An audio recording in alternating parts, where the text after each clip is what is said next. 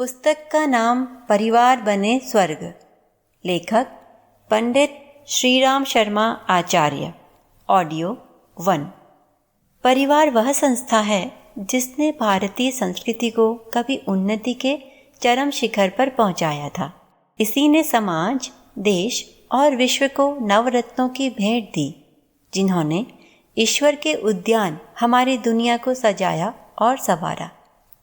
इतिहास बदल गए, दुनिया का नक्शा बदल गया, समाज संस्थाओं में बड़े बड़े परिवर्तन हुए, लेकिन भारतीय समाज में परिवार संस्था आज भी ध्रुव तारे की तरह अडिग है। टूटती गृहस्थियों से त्रस्त पश्चिमी दुनिया अचरज के साथ हमारी ओर देखती है। उसको लगता है कि भारत से ही गुरु मंत्र लेकर वह रोते कलपते अपने परिवार को बचा सकेगी। कारण यह है कि वह जान गई है कि नशाखोरी से लेकर आतंकवाद जैसी समस्याओं के मूल में विखंडित परिवार ही हैं। पर तस्वीर का एक पहलू दूसरा भी है। भारत में परिवार संस्था का अस्तित्व भले कायम हो, समय के साथ उसमें तमाम कमियां आ गई हैं। वह परिवार जो कभी समाज और देश पर मर मिटने वाले महामानव तैयार किया करते थे, आज उनसे केवल अपने ही कोठरी में बंद स्वार्थी व्यक्तित्व उपजते हैं। लेकिन आज भी परिवार को स्वर्ग बनाने के लिए संभावनाएं हैं। महात्मा विदुर ने धर्मराज युधिष्ठिर को उपदेश दिया था, तप, दम, ब्रह्म ज्ञान, यज्ञ, दान, शुद्ध विवाह, सम्यक विचारों से आदर्श परिवार बनता है। भारतीय समाज निर्माताओं ने मनुष्य के आंतरिक एवं बाह्य जीवन को अधिकाधिक परिष्कृत, उन्नत, विकसित करने के लिए भौतिक और आध्यात्मिक क्षेत्रों में नाना प्रयोग किए, नाना आदर्शों की स्थापना की। धर्म, दर्शन, अर्थ विज्ञान, वर्ण व्यवस्था, आश्रम आदि इसी प्रकार के प्रयोग थे। लेकिन जीवन में विभिन्न पहलुओं का एकीकरण करते हुए उन्होंने परिवार संस्था का एक महत्वपूर्ण प्रयोग किया था। मूल मंत्र यही है कि सबसे पहले खुद परिवार में आदर्श स्थापित कीजिए। दूसरों को सुधारने से पहले खुद को सुधारना पड़ता है। परिवार निर्माण की धुरी नारी। राष्ट्र का उदय नारी के उदय से होता है। 21वीं सदी को अपनी कोमल भावयुक्त प्रतिभा से संवारने के लिए इसका नारी सदी होना अनिवार्य है। यह ध्यान रखना होगा कि देश के संगठन की मूल इकाई परिवार ही है। स्त्री को परिवार का हृदय और प्राण कहा जा सकता है। परिवार का संपूर्ण अस्तित्व तथा वातावरण इसी पर निर्भर करता है। नारी चाहे जिस रूप में हो, वह परिवार के वातावरण को प्रभावित करती है, क्योंकि स्त्री की कोमलता, संवेदना, करुणा, स्नेह और ममता की जो हार्दिक विशेषताएं होती हैं, वे पुरुष में नहीं होती। इन विशेषताओं के कारण ही वे परिवार के सदस्यों में सबसे अधिक महत्वपूर्ण रहती हैं। माँ अपने बच्चे को जैसा बनाना चाहती है, बालक वैसा ही बन जाता है। यदि सांचे में खोट रहेगा तो उस सांचे से निर्मित वस्तु में भी खोट रहेगा। पुरुष या पिता में एक बारगी कोई दुर्गुण भी हो तो भी माँ अपनी संतान को उससे बचा सकती है। जैसे शिवाजी के पिता मुसलमान राजा के दरबार में नौकरी करते थे और उनकी अधीनता को मानते थे, पर जीजाबाई अपने पुत्र को स्वतंत्रता प्रेमी योद्धा के रूप में ही विकसित करना चाहती थी। इसके लिए उन्होंने आवश्यक सभी सतर्कताएं बरती, अपने पति के प्रभाव तक से बचाया और शिवाजी को भारत माँ का अमर सपूत बना दिया। नारी और पुरुष इस परिवार संस्था के दो तट हैं, जिसके मध्य से परिवार की जीवन धारा बहती है। विवाह संस्कार के अवसर पर पुरुष स्त्री से कहता है, द्योरहम पृथ्वी त्वम सामोढ़स्मि ऋकत्वम, अर्थात मैं द्यो आकाश हूँ तो पृथ्वी, मैं साम हूँ तो ऋक है। नर को शिक्षित, समर्थ और स्वावलंबी बनाने के लिए अब तक जो प्रयत्न हुए हैं, उन्हीं को इस समतावादी युग में नारी के लिए भी उपलब्ध कराना होगा। अलग पिंजड़ों में कैद रहने के कारण ही उसकी संयुक्त शक्ति का विकास नहीं हो सका है। नर के कृत्यों वाले इतिहास में सृजन की तुलना में ध्वंस अधिक हुआ है। स्नेह सहयोग कम और अनाचार का माहौल अधिक बनता रहा है। अब इस उल्टे प्रवाह को नारी की दिव्यता ही सीधा करेगी। हर किसी को विश्वास करना चाहिए कि 21वीं सदी नारी के वर्चस्व वाली सदी है। नारी को सिर्फ परिवार तक की ही दुनिया वाली मानसिकता को तुरंत बदलना होगा।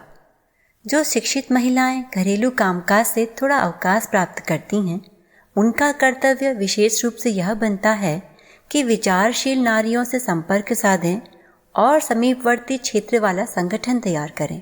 साथ ही प्रौढ़ शिक्षा, कुटीर उद्योग, स्वास्थ्य रक्षा, शिशुपालन, सुधरी हुई पाक विद्या, परिवारों में प्रगतिशीलता प्रतिस्थापन, कुरीति उन्मूलन आदि कार्य अपने हाथ में लें।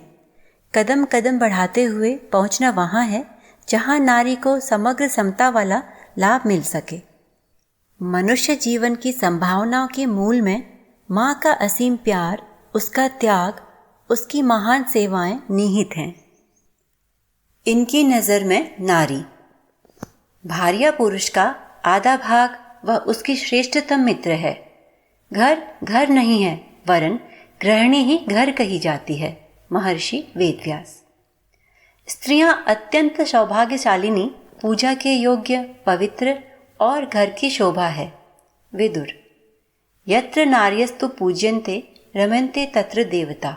मनु। एक पुरुष के शिक्षित और सुसंस्कारी होने का अर्थ है अकेले उसी का उपयोगी होना, जबकि शिक्षित सुसंस्कारी स्त्री पूरे परिवार का कल्याण करती है। स्वामी दयानंद।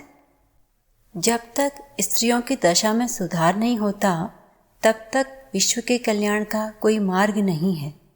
किसी पक्षी का एक पंख के सहारे उड़ना नितांत असंभव है। विवेकानंद। मनुष्य के पास दृष्टि है और नारी के पास दिव्य दृष्टि है। Victor Hugo. अच्छी पत्नी होना उतना ही कठिन है जितना अच्छा शिष्य होना। श्री माँ।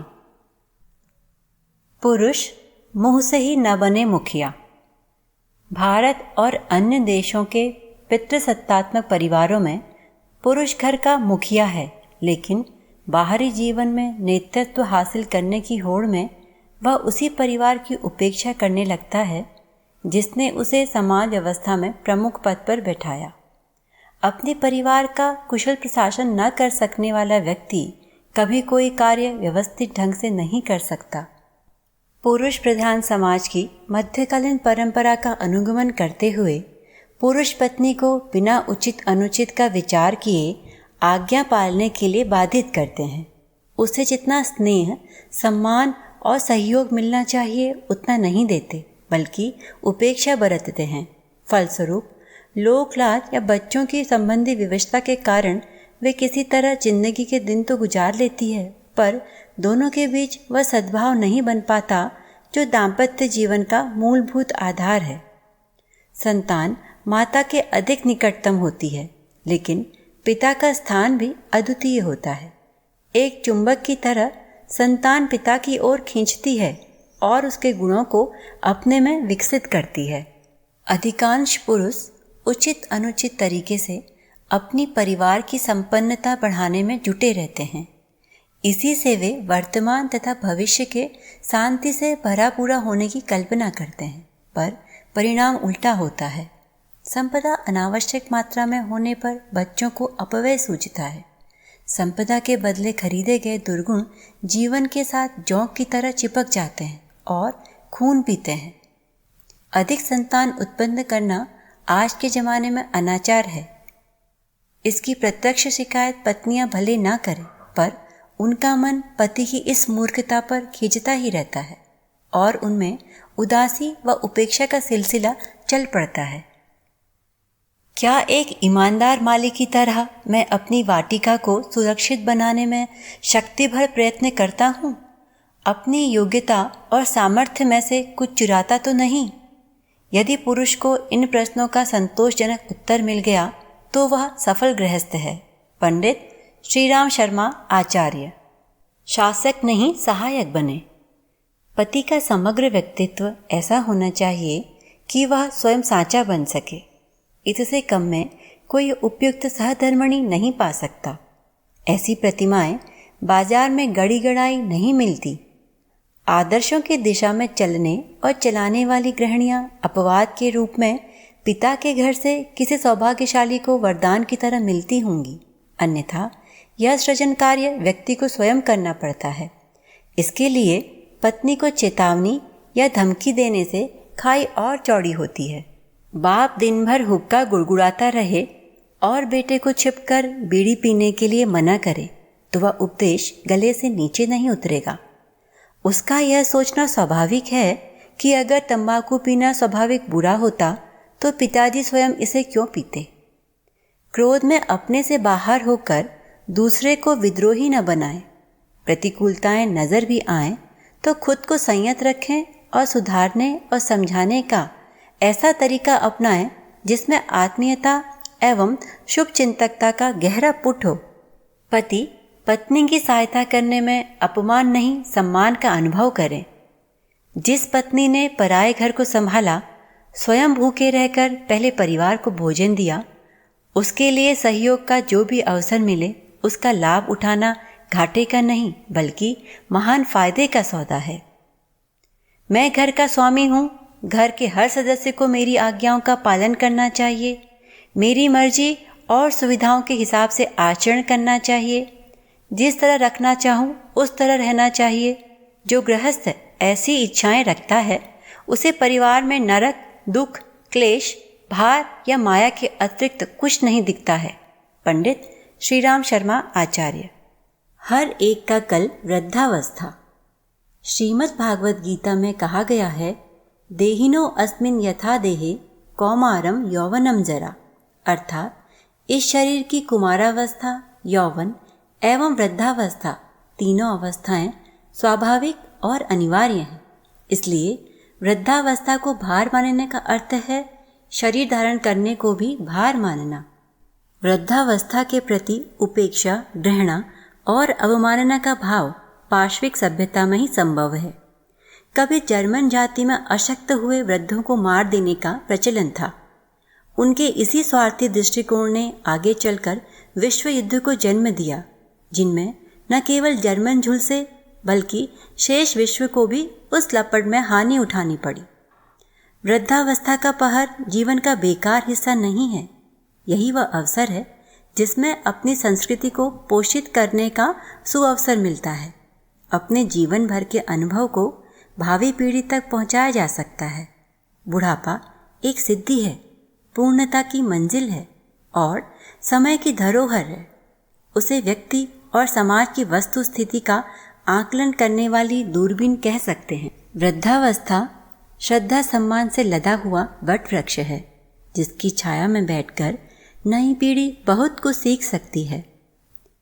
पुरानी पीढ़ी के लिए हर मुद्दे पर अपने अनुभव की शेखी भगाड़ना उचित नहीं है, क्योंकि उनको जिस युग के अनुभव हुए तब से अब तक जमाना काफ़ी आगे बढ़ गया है।